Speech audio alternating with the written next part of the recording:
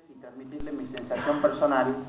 Yo fui profesor de esta casa entre el año 73 y 74, cuando Ivanišević intervino en las universidades, y fue mi primer trabajo después que terminé la Universidad de Córdoba, con lo cual me siento muy honrado de haber sido profesor de esta universidad y ver la forma que esta casa se transformó en términos de contenido y en términos de consistencia institucional, en términos de la realidad regional y nacional argentina. La verdad que estamos asistiendo a una mesa de economía muy interesante y me viene el clima, sugiere que pensemos como se pensó a fines de los 60, en pleno proceso de debate en Huerta Grande, cuál era un programa que la economía debía ofrecerle a los sectores populares y establecer una propuesta, digamos, sobre la base profunda de mantener un modelo argentino de crecimiento, desarrollo, inclusión y justicia social. Y estamos en un periodo un poco distinto, con desafíos equivalentes. Distinto porque venimos de vivir 10 años u 11 años de haber conseguido logros que parecían inimaginables en otro momento. Para quienes ingresamos a la política en los 70, en los 60, y vivimos nuestra niñez, nuestra educación básica en periodos de crecimiento alto, en periodos de modernización, en periodos de transformación, en periodos de grandes inversiones, los 70, los 80, los 90 fueron una etapa de derribación de fantasías, de utopías, y esta década que vivimos nos retrotrajo a recuperar una parte de esas ideas que fuimos portadoras en el momento de nuestra juventud, de nuestra lucha y de nuestras búsquedas. La economía que vivimos hoy es totalmente distinta a la que imaginamos en aquel momento, pero tiene hoy, la foto de la economía de hoy, una cantidad de desafíos que son realmente importantes y centrales a la hora de pensar el programa que debe ser aplicado en un gobierno que está transitando el final de su mandato y está a su vez produciendo los insumos necesarios para la construcción de un programa que los sectores populares tienen que mantener en esa transición. Es cierto que la economía hoy exhibe grandes desafíos. Y voy a plantear un tema que estoy trabajando en este momento que vale la pena analizar en esta etapa.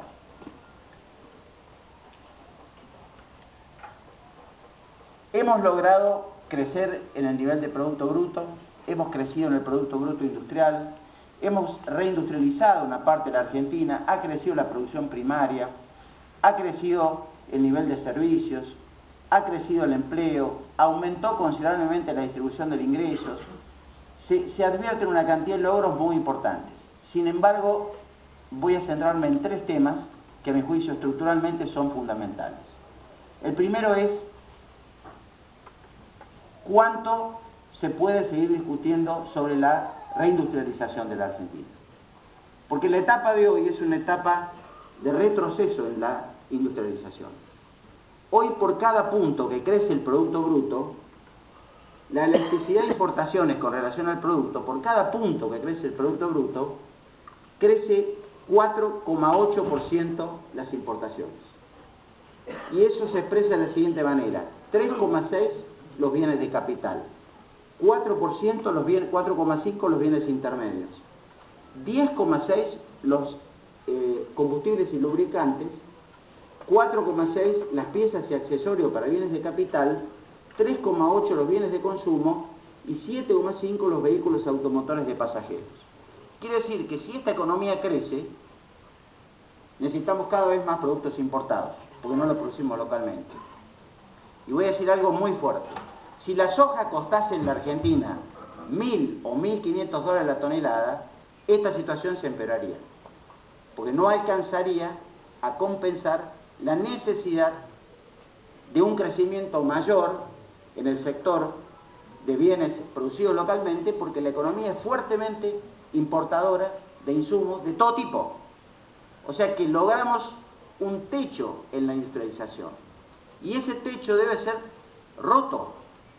Porque si no rompemos el techo, no hay ninguna posibilidad de que la economía le dé empleo estable y de calidad a buena parte de los que hoy están fuera del sistema.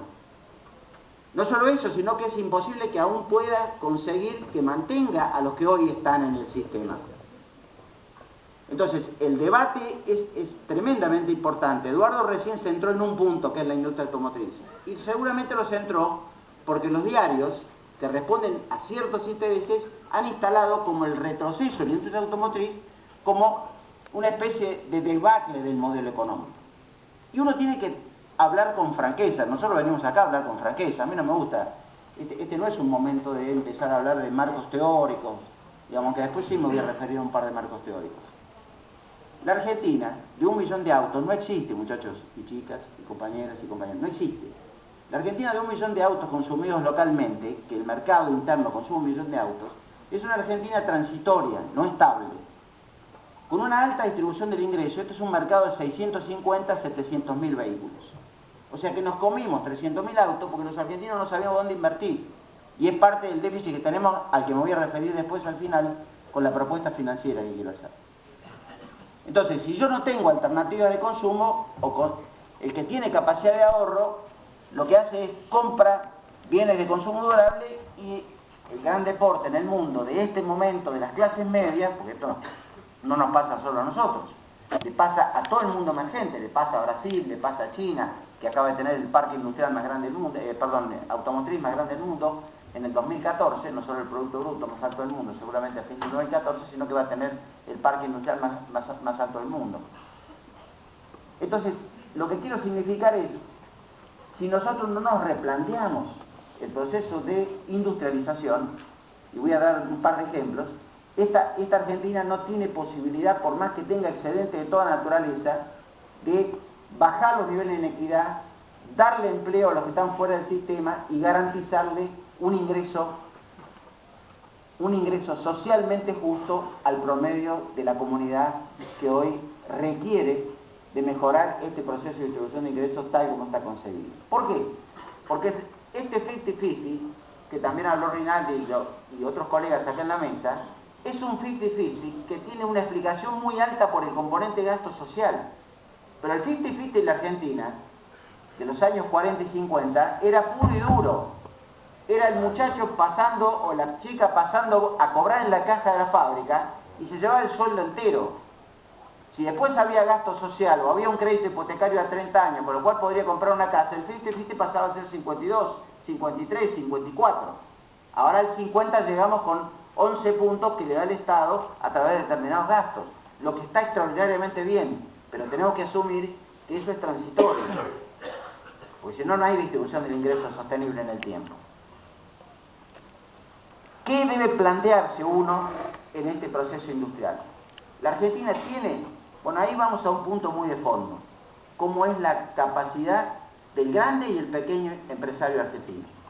Si tiene capacidad para reindustrializar la Argentina. Cuando hablamos de la industria automotriz, produciendo 1 millón de vehículos, aún exportando 300, 400 mil vehículos, produciendo 1 millón de vehículos, solamente se montan sobre esos vehículos 80.000 motores argentinos. ¿Qué pasaría si se montaran 500.000 motores argentinos? Pasaríamos de 110.000 trabajadores de la industria automotriz, que es un trabajo que se termina de hacer, a 262.000 trabajadores. Les quiero decir, bajamos una parte importante de la importación. Fíjense que cuando la General Motors en Rosario monta los coches, trae envuelto en plástico los motores, donde seguramente hay muy pocos componentes argentinos, y ese motor se hizo en Corea. El gobierno argentino llevó una batalla durísima contra las terminales automotrices para imponer el motor argentino, y aún no lo logró. Pero es un tema de política muy relevante que ingrese a la agenda, porque eso implica un cambio muy importante. No hay grandes transnacionales. El problema que tenemos en este momento es que cuando se dinamiza el consumo de autopartes, Argentina las trae de Brasil y Brasil las trae de China. Entonces, hay que sentarse a la mesa y armonizar ese esquema, porque nosotros no podemos seguir dilapidando 8.000 millones de dólares para consumo que no es esencial. Es importante a los efectos de mantener la demanda solvente en el sistema, pero lo esencial es producirlo localmente para que ese industrial, que por lo general son medianas, pequeñas empresas argentinas, puedan darle trabajo a toda la cadena de valor y generen esos 150.000 puestos de trabajo que nos federalizaría la localización industrial, porque crecería la industria seguramente en San Luis, en Córdoba, en Santa Fe, en el sur de Santiago del Estero, etcétera, donde hoy hay alrededor de 600 parques industriales que todas recibirían con agrado el nuevo desarrollo industrial. Pasa lo mismo en la industria textil o en la industria del calzado, donde tenemos una enorme capacidad exportadora. Las empresas que hoy están exportan 25, 30 millones, son pymes argentinas, de capitales argentinos, importan una parte de los componentes de ese calzado o una parte de los componentes textiles y luego reexportan cuando el mercado lo produce como posibilidad a una parte de los países de la región y en algunos casos a los países industrializados. Tenemos incluso el caso de una firma argentina que si nos focalizamos en el tema, Argentina tiene una alta capacidad de producir calzado de alta gama. Entonces Brasil importa el calzado de alta gama argentino, China importa en pequeñas cantidades calzado de alta gama, que es un negocio de nicho de empresas argentinas que exportan calzado de alta gama a China precisamente por la gran calidad. ¿Por qué ese calzado de alta gama, que compite en calidad con el zapato italiano, no puede competir en otros mercados? Entonces, es un desafío tremendamente importante en textiles, en calzado y en bienes de capital, ampliar esta base industrial argentina, que es uno de los puntos para ganar mercados internacionales.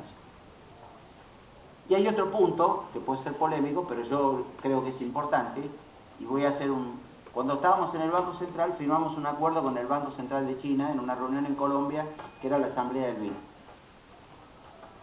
Cuando terminamos de firmar el convenio, que era una línea de swap entre los dos países de 10.000 millones de dólares, que China o Argentina podían intercambiar en caso de tener corrida cambiaria, etc., el presidente del Banco Central de China, que podría haber lucido una persona aburrida, etc., dice, bueno, ahora dejemos estas cosas menores y hablemos de cosas serias. Nosotros le damos duramente, más importante que esto no teníamos. ¿Por qué exportan soja ustedes, dice a China? Bueno, habría que averiguar, digamos, pero ese es lo que nos permite. No, porque dice, Argentina tiene otras dotaciones, puede exportar tecnología. Nosotros tenemos un país campesino, un país que tiene ciertas limitaciones y podría comprar en la Argentina lo que nosotros todavía no podemos producir, que es tecnología. Ustedes tienen universidades que son muy superiores a las nuestras en la producción de bienes agrícolas, tienen desarrollos tecnológicos para la producción que nosotros no producimos e importamos de países desarrollados y podríamos traer de países como la Argentina.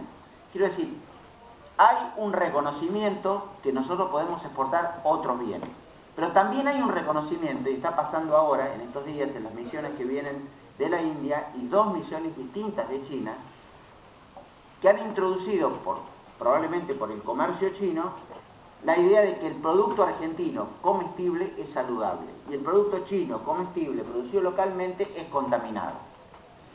Voy a diferenciarme de mi querido amigo y admirado Leonardo Dac en el siguiente sentido. China tiene hoy el salario dentro de los países industrializados emergentes más altos del mundo. Hoy el salario promedio está en el orden de $400, dato publicado por los BRICS hace una semana. Quiere decir que la clase media china hoy no quiere consumir productos contaminados, como a ninguna persona en el mundo. Tiene capacidad adquisitiva.